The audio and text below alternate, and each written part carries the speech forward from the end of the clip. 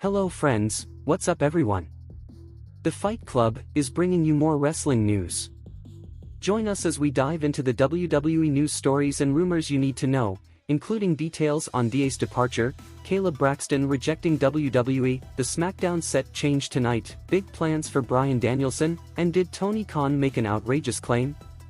Plus, an ex-personality wanting to return to WWE passing on a name for Jacob Fatu, and much more. Don't forget to subscribe and hit that notification bell for daily wrestling videos. Check out our latest videos on WrestleMania XL, and now let's roll the intro and jump straight into our first story. First, we look at the details on DA's departure. At the top of today's news, we have more information on DA's departure from WWE. As mentioned in our previous video, WWE chose not to renew DA's contract. Now, Fightful Select has provided more details on any negotiations that were made to keep DA and how he was perceived backstage. According to the Fightful Patreon account, DA had no idea WWE would not renew his deal and only found out about it 2 weeks after a SmackDown taping. DA, who previously worked on the main roster as part of the faction Retribution, was recently drafted to Raw, but WWE did very little with him. Corey Brennan has heard from various sources within WWE and NXT that DA was well-liked and praised by officials. As DA confirmed in his tweet, he was originally set to challenge for the NXT title before being called up to Monday Night Raw without notice during the WWE draft. According to Fightful, Shawn Michaels was impressed with DA's work, and while there were minor disagreements about creative direction, things were resolved. Fans looking for a cameo from DA might be interested to know that he is discounting his rates, as he tweeted to celebrate WWE no longer taking half of his cameo money. He's cutting his current price in half to $49. DA's exit is just the latest in a surprising number of releases, including talent contracts not being renewed and wrestlers choosing not to renew their WWE deals. It's quite interesting from DA's tweet that WWE actually takes half of their pay, which seems excessive. Next up, Caleb Braxton rejected WWE.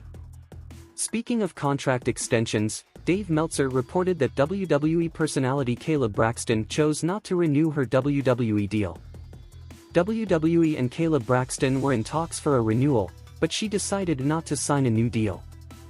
Meltzer commented that Caleb's work was well regarded backstage and that she should have no problem finding work outside WWE.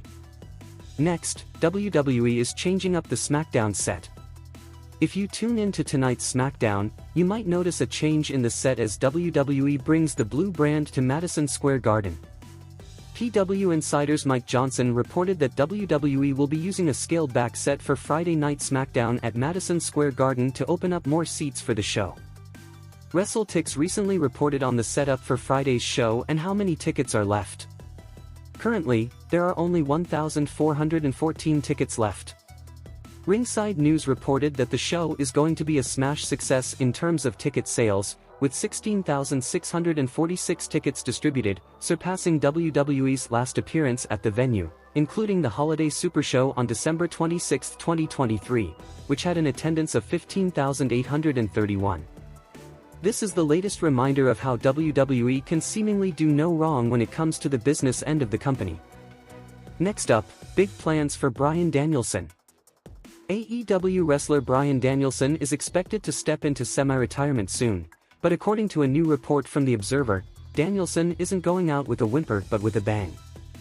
The American Dragon is expected to have a major turnaround as he closes in on retirement, with plans to regroup from his losses earlier in the year.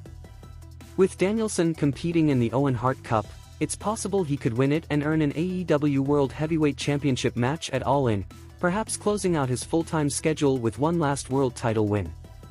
Next, an update on Adam Copeland. Adam Copeland is recovering from the ankle injury he suffered at Double or Nothing. This week's Observer noted that Copeland had 5 screws and a plate put into his broken left ankle. He is recovering from surgery, but there's no update on a recovery timeline. The Rated R superstar's absence is being felt, and according to Meltzer, Dynamite's ratings in Canada have dipped since Copeland's absence. Next up, Penta is pinned for a big payday. AEW star Penta is looking for a big payday with his next wrestling deal. While money is usually a significant factor in a wrestler's decision on where to sign, Penta's decision is money-based for a good reason. Meltzer wrote that Penta believes this is probably his last big money deal as he is 39 and has many people counting on him, so he has to consider everything. This statement suggests he's going where he gets the best offer. Next up, Tony Khan's outrageous claim. It's time to shut down a well-circulated rumor concerning some alleged remarks from AEW president Tony Khan regarding AEW's attendance figures in 2024.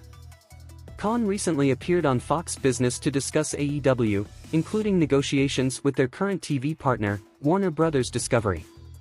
However, what caught fans' attention was a blurb that read 500 million plus people attended 110 plus AEW events in 2024.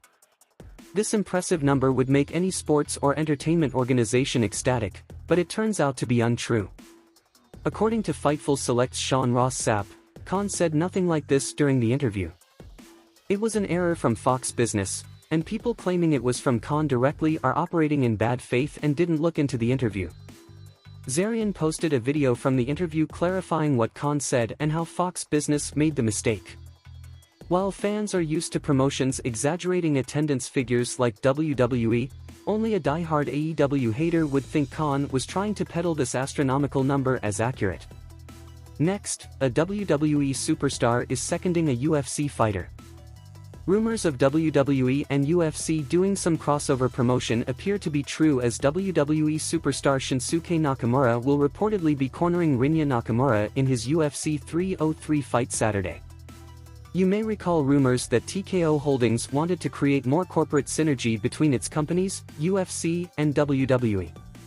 The NXT roster recently held a PLE at the UFC facility. What do you guys think of this latest crossover? Let us know in the comments down below. Next up, Coach wants to return to WWE. Jonathan Coachman has had 3 runs in WWE, including an extended one from 1999 to 2008, where he served various roles, including backstage interviewer, announcer, on-screen personality, and even occasional in-ring performer. Along the way, he also developed a career in sports broadcasting, including a lengthy run with ESPN and more recently with CBS Sports. His most recent WWE run was from 2018 to 2021, where he provided commentary and co-hosted pay-per-view pre-shows. Coach has been critical of WWE and how the XFL failed to pay him for travel expenses after it filed for bankruptcy. However, during an interview on the Angle podcast, not to be confused with the Kurt Angle Show, Coach talked about what went wrong in his latest run with WWE.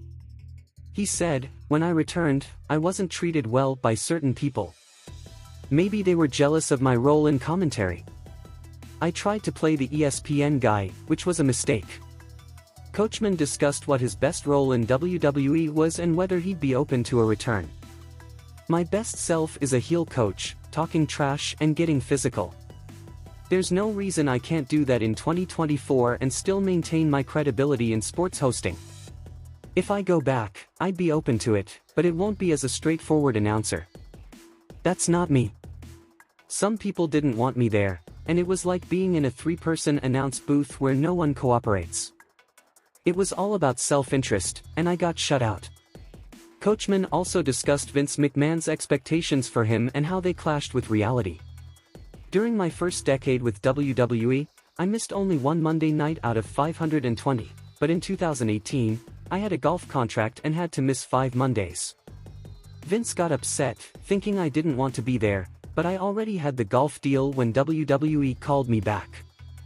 I thought it was a good cross-promotion opportunity, but Vince didn't see it that way. So they moved me to doing pay-per-view previews, making it easy to let me go during the COVID cuts.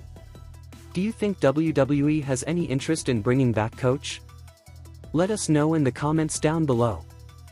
Finally, Jacob Fatu's original name. Last but not least, it appears WWE's recent trademarking of the name Caesar Sokoa was all for nothing.